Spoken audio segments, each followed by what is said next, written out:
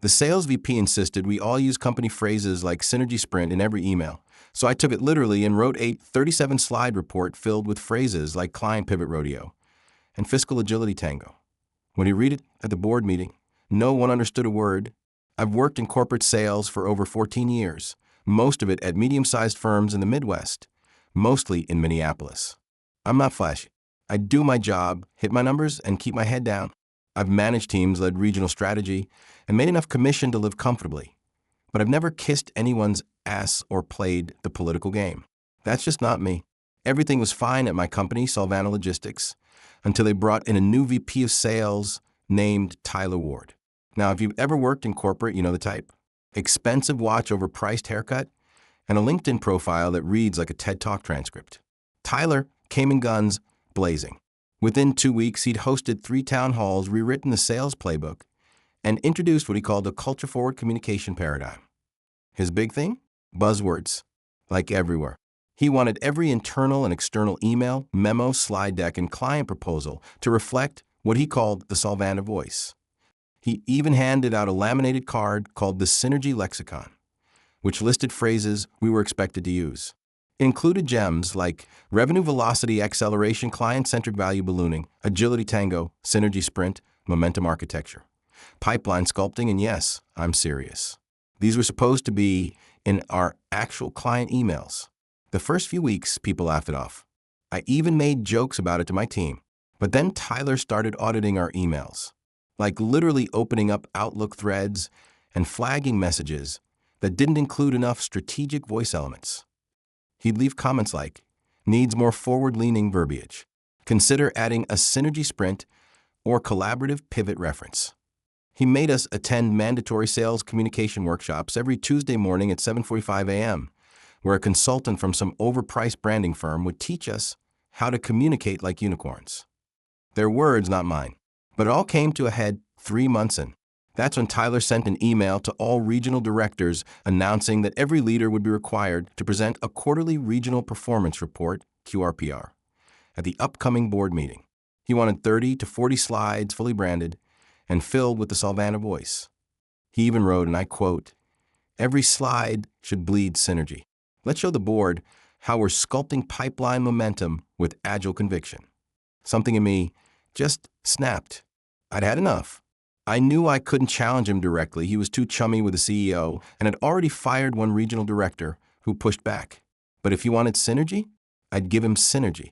So I started building the most absurd, over-the-top, corporate, nonsense-filled report I could imagine. Slide 1. Try regional revenue uplift through synergistic feedback loops, slide 2. Q2 momentum sculpting. A fiscal agility tango, slide 3. Client pivot rodeo.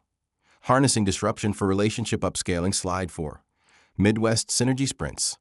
Leveraging sales choreography for vertical dominance, slide 5. Omnichannel empathy loops and the trust acceleration funnel, slide 6. Outcome harmonization across KPI story arcs, it only got worse. I referenced things like the CRM ballet, engagement cartwheels, and trust equity gymnastics. I invented fake models like the 7-layer value lasagna and the fiscal origami framework. But here's the thing. I still used all the actual data. The charts were real. The numbers were clean. The performance was strong. But it was all buried under layers of absolute word salad. To top it off, I made all the graphs 3D, added spinning transitions, and embedded smooth jazz into the slide background. I even added footnotes quoting Tyler's own Synergy lexicon and made sure every bullet point had at least 2 made-up phrases. It was a masterpiece of passive-aggressive compliance. When the day came, I played it completely straight. I showed up early, wore a sharp suit, handed Tyler a printed version of my deck, and said, let me know if there's anything you want to change. He gave it a quick glance, nodded, and said, love how synergy forward this is. Great job, man. I wanted to laugh right in his face. But the real magic happened in the boardroom. Each regional director had 15 minutes to present. I was third in line. The first guy, Jeff from the South region, gave a solid, boring presentation. Charts, some references to client acceleration and strategic uplift, but nothing too crazy. Then came Maria from the East. She was clearly trying to impress Tyler and dropped phrases like trust velocity and outcome alignment, but it was still digestible. and it was my turn. I walked up, clicked the clicker, and started. Thank you, board members. I'm excited to walk you through our tri-regional synergy sculpting overview. As you can see, our client pivot rodeos have tangibly amplified our fiscal agility tango across vertical cohorts. I kept going. And I really leaned into it. 10 minutes in, people started shifting uncomfortably. One board member mouthed something to another. I caught the CFO furrowing his brow. Tyler was nodding along for the first few slides. Then he slowly stopped. When I got to the slide titled The 7-Layer Value Lasagna, someone actually laughed. Out loud. I deadpanned. That's our framework for layering touch points with relational nutrition. Silence. When I finished with a chart titled Client Empathy Arc, a journey through the revenue nebula, no one clapped. Just stunned silence. Tyler was sweating. Then the chairman of the board, a 68-year-old retired logistics CEO named Frank, looked up from his copy of the deck and said, "Can someone tell me what the hell I just listened to?" I paused. Tyler jumped in. "Frank, if I may, what you heard was a prime example of our new sales communication framework." Frank cut him off. It sounded like a bunch of marketing gibberish glued to good numbers. Why are we dressing up solid performance with nonsense phrases like synergy rodeo? I didn't say a word, just looked down, respectfully. Another board member added, "Yeah, I couldn't follow any of that. Are we doing well or not?" I finally spoke. "Yes, ma'am. The Midwest region exceeded targets by 17% this quarter. That's outlined on slide 14 under Momentum Surge Arena." The room chuckled. Frank turned to Tyler. "This is what you're making them present now." Tyler's face turned red. We're trying to build a consistent voice across the org." Frank held up the deck. "This isn't a voice. It's a clown show." After the meeting, I went back to my hotel and cracked a beer. I figured I'd be fired the next morning, but I wasn't. Instead, Tyler got called into a series of leadership feedback sessions. 3 weeks later, he was gone. Official reason? Pursuing new opportunities. Unofficially, he'd embarrassed the board, lost credibility with leadership, and been told to tone down the voice. He didn't take it well. Word is, he tried to defend the synergy lexicon in a follow-up call and was asked point-blank if he was mocking the company. He left without so much as a goodbye email. The best part? Frank asked me to help rewrite the sales communication standards. We scrapped the synergy lexicon, and I was given a quiet promotion to senior regional strategist. Now, my team jokes about agility tangos when we're feeling silly, but no one is required to talk like a buzzword generator ever again. And every time I see a flashy VP walk in with his shiny shoes and empty phrases, I remember the day I got revenge with a 37-slide deck full of nonsense and made him read it out loud to the people who mattered most.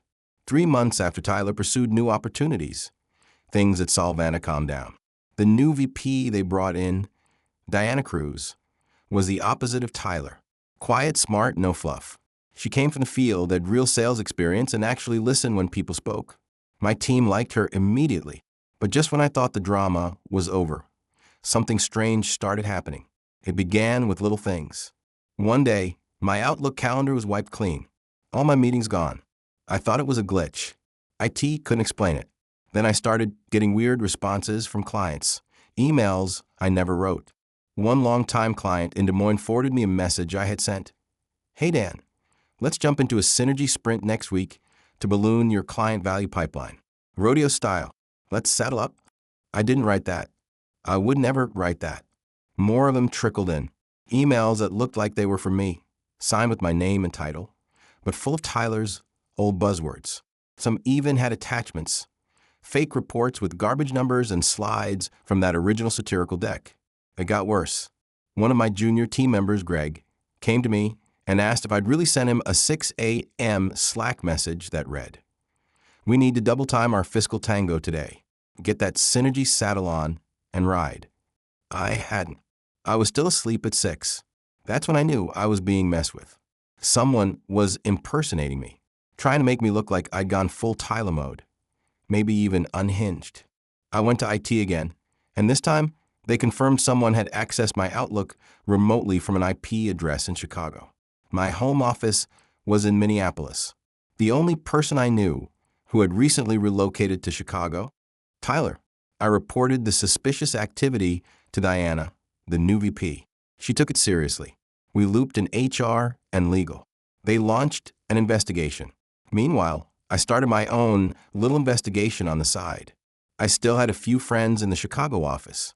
One of them, Melissa, worked in recruiting. I asked if she'd heard anything about Tyler. She called me the next day, whispering, "You didn't hear this from me, but Tyler applied for a consulting contract role through one of our vendors. Used a fake LLC. Got denied." I started piecing it together. Tyler was pissed, embarrassed. He must have blamed me for his downfall. Now he was trying to get revenge in the pettiest, most digital way possible, by making me look like a clown using his own failed buzzwords. And it was working. One of the board members, an older guy named Peter, emailed Diana directly asking, "Is my name okay? His recent comms have been odd." Diana called me into her office. She believed me, but she was under pressure. The board is watching. Clients are confused. We need to clear your name fast. I had an idea. Tyler wanted to embarrass me with buzzwords? Fine. I'd turn it around. But this time, I'd catch him red-handed. I asked IT to set a digital trap. We created a fake internal document, an upcoming rebrand of the Synergy Lexicon, version 2.0. It had phrases like authentic trust orchestration, client empathy, flamethrower, revenue rocket sled alignment. We gave it a fake timestamp and made sure it looked like an early draft saved in my cloud folder, open to employees only. Then we waited. 3 days later, we saw activity on the file. It was accessed and downloaded from the same Chicago IP. But here's where it gets better. That weekend, someone sent an anonymous mass email to our clients with a PowerPoint deck attached. Solvanta 2025. Voice of the future. It was filled with our fake phrases, word for word. It even had a message from the senior regional strategist with my name and face, pulled from my public company bio. It was so over the top, so obviously fake, that it backfired immediately. Clients forwarded it back, asking if we'd been hacked. One said, "Is this a prank? Revenue rocket sled alignment. Sounds like a theme park ride." It gave legal everything they needed. IT traced the IP. Diana brought in outside cybersecurity consultants. They tracked the spoofed emails, fake Slack messages, and phony decks straight to a rented co-working space in downtown Chicago, leased under a shell LLC owned by, you guessed it, Tyler. Legal sent him a cease and desist. Then came the lawsuit for defamation and digital harassment. Solvana filed in civil court. Diana called a full company town hall and laid it out plainly. An ex-employee tried to mislead clients and damage one of our team members. We investigated. We found the source. Legal action is underway. It wasn't just about protecting me. It was about setting an example. Tyler tried to fight it. He ranted on LinkedIn, claiming he was the real voice of the company and that corporate sheep had silenced innovation. It didn't go viral. It went sad. His former branding consultant commented, "This is not it, Tyler." Eventually, he went dark. Meanwhile, the board gave me a formal letter of appreciation. Diana promoted me again, Director of Regional Strategy. I got a raise. And more importantly, my team finally got to work in peace. But I didn't forget what he did. And I knew he still had one foot in the corporate world. He hadn't fully disappeared yet. By the start of the next quarter, things at Solvanta were stable again. The mess Tyler made had finally been cleaned up. I was working closer with Diana on long-term sales planning. We were revamping client retention strategy, streamlining onboarding, and building trust again with the board. Everything was finally normal. Until one day in May, I was in Kansas City for a regional leadership retreat. I just wrapped a workshop and was heading to the hotel bar with a few directors when my phone buzzed. A LinkedIn notification. "Tyler Ward just tagged you in a post." My stomach dropped. I opened it. There it was, Tyler, grinning like a game show host, standing in front of a giant LED screen with a fake company logo. VelocityWorks, Synergy Reimagined. The post read, "After months of planning, I'm proud to launch VelocityWorks, the next evolution in sales transformation. Special thanks to all who inspired this journey. Yes, even the critics, especially the ones who tried to bury the future. You know who you are." Winking face below that, a carousel of fake slides filled with phrases like value vortex strategy, empathy-driven revenue gallop, and pipeline sentiment thermostat. It was my style, but twisted. Worse, I recognized one of the charts. It was a slightly altered version of a real slide from our Midwest Q2 deck. The numbers were changed, but the design was the same. The data structure, the colors, even the way I labeled the axes. I realized then he hadn't just mocked my presentation that got him canned. He was now building a fake company based on it. A few days later, I got a message from one of our old vendors, Robin, who used to do CRM integrations for us. Hey, is VelocityWorks legit? Their founder just pitched me with your old deck. He said you two built it together at Solvanta. I called her. Tyler had reached out to a half dozen vendors, freelancers, even a couple of my current clients, claiming we'd work side by side. To build the sales model he was now selling through VelocityWorks. He said I ghosted the project to stay corporate, but that he was pressing forward. He was using my name and my past work to gain trust. That's when I lost it. I called Diana. She looped in our legal team again. They were already aware, but now it was personal. This was no longer a joke or a petty ex-employee causing noise. This was reputation theft, and it was starting to damage real relationships. But the board? They didn't want another public fight. Not again. They said, let's monitor for now.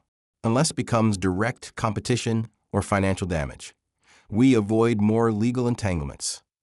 I understood their caution, but I also knew Tyler wasn't going to stop. So I came up with a different plan. Tyler had always wanted recognition. He didn't care about results. He cared about image, about hype. He built fake traction with fake slides and buzzwords. So I decided to hit him where it hurt. I reached out to Robin, the CRM vendor. Then I reached out to 4 others he'd pitched. I told them what really happened. I walked them through the fake slides. I showed them side-by-side comparisons of my work versus what he was now presenting. They were pissed. One even said he's trying to pass off old garbage with new glitter. Then I made one more call to a woman named Rachel, who worked in B2B SaaS journalism. She ran a popular blog and podcast that covered sales tech startups. She'd featured Solvanta before. I sent her everything: screenshots, emails, decks, Tyler's LinkedIn post. She dug deeper, found out that VelocityWorks wasn't even legally registered yet. It was a placeholder name on a Squarespace website with a .io domain. A few weeks later, Rachel dropped a post titled, Buzzword Bandit, the fake sales guru who stole a corporate deck and launched a phantom startup. She didn't use Tyler's full name, just TW, and a former sales VP at a Midwest logistics company. But she linked to public LinkedIn posts, and anyone who was connected to him knew exactly who it was. The post went semi-viral in our little B2B corner of the world. Nothing massive, but enough. Vendors dropped him. LinkedIn removed his post for false information, and Tyler flipped. He posted a rant at 2 a.m., calling the article a cowardly smear piece and accusing Solvanta of orchestrating a corporate sabotage. He mentioned me by name, saying I was a bitter mid-level strategist clinging to old models. That was his biggest mistake. Now, we had cause. Diana and the legal team filed a formal cease and desist and a claim for defamation. This time, the board supported it. Tyler was forced to remove every mention of Solvanta and every LinkedIn post he'd made. Then something unexpected happened. His wife, Carmen, reached out to me. Carmen emailed me from a personal Gmail account. Subject line, I'm sorry. You don't know me, but I know what Tyler's done. In the message, she wrote, I've seen the files. I've seen the fake slides. He printed them at our house. Said he was showing them what they missed. I didn't understand until I read that article and found the real ones. I didn't know your name until now. I'm sorry. He's not okay. She told me they were separated now. That Tyler had been spiraling since the boardroom incident. He blamed me for everything. For the job loss, the humiliation, even for how the industry now laughed behind his back. He won't admit he made it all up. He tells everyone you stole his brand. I've told him to stop. He won't. I thought you should know he's not finished. That email shook me. I'd been thinking this was a digital turf war. Petty, stupid, annoying. But now I realized I was dealing with a man who had lost control of reality. Tyler wasn't just trying to get back at me. He was obsessed. And I knew he wasn't done yet. After Carmen's email, everything felt heavier. This wasn't just about buzzwords anymore. It was about a man unraveling and dragging me down with him because he couldn't face what he'd done. I read her message a dozen times. Then I sat alone in that Kansas City hotel room and just stared out the window. It hit me. This guy wasn't going to stop. I tried to ignore it. Got back to work. For a few weeks, nothing happened. But then, slowly, things started again. An anonymous Google review popped up under my name. 1 star. Said I was manipulative, toxic, and stole credit from colleagues. It was posted on our corporate Glassdoor page, too. Then another popped up on a fake website, made it look like an industry whistleblower blog. Same language, same lies. Then the last straw, a recruiter I knew from Denver called me, confused. Hey, did you really consult for Velocity Works? I just had a client say they were warned about working with you because of it. That was it. Tyler was trying to ruin my name in the industry. He wanted to make me radioactive. He couldn't bring me down inside Solvanta. So he was trying to cut me off from every future opportunity, quietly, like a virus in the system. I went to Diana. We pulled everything. Legal did a forensic sweep. They linked the blog and reviews to another shell email tied to Tyler's Chicago LLC. This time, our lawyers didn't play around.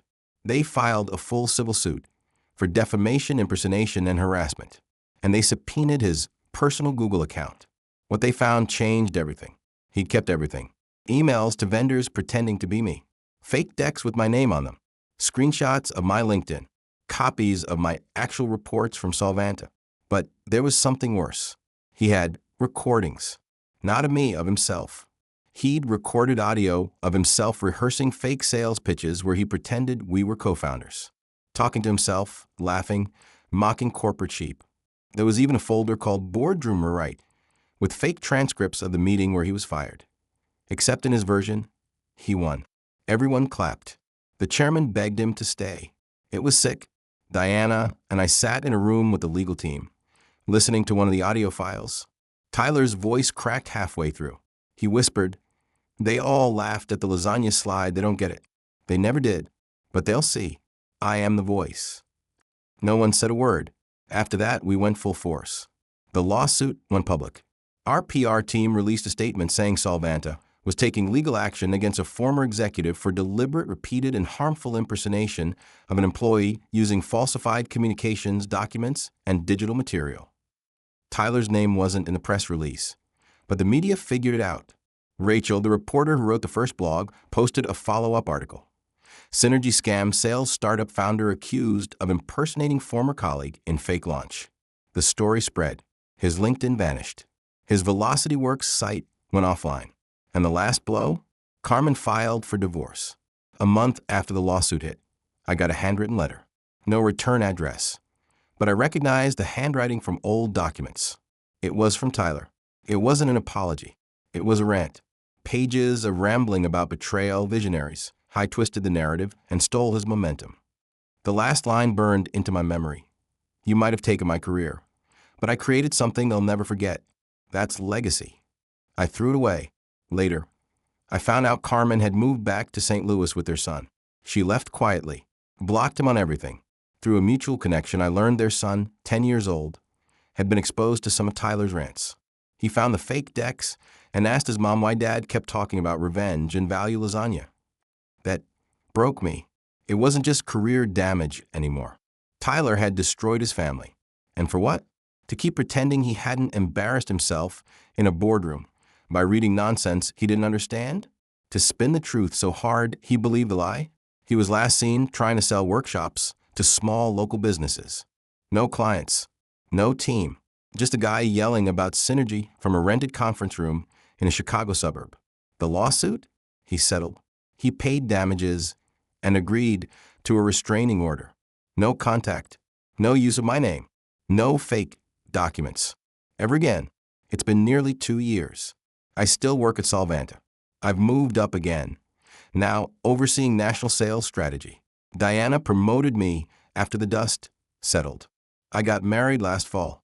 Life is good, but I keep a printed copy of my original 37-slide deck in my desk drawer. Not because I'm proud of the buzzwords, but because it reminds me how easy it is for corporate nonsense to cover up real problems. How quickly someone can fall in love with a fake image, and burn everything down to keep it alive. Tyler didn't lose because I took revenge.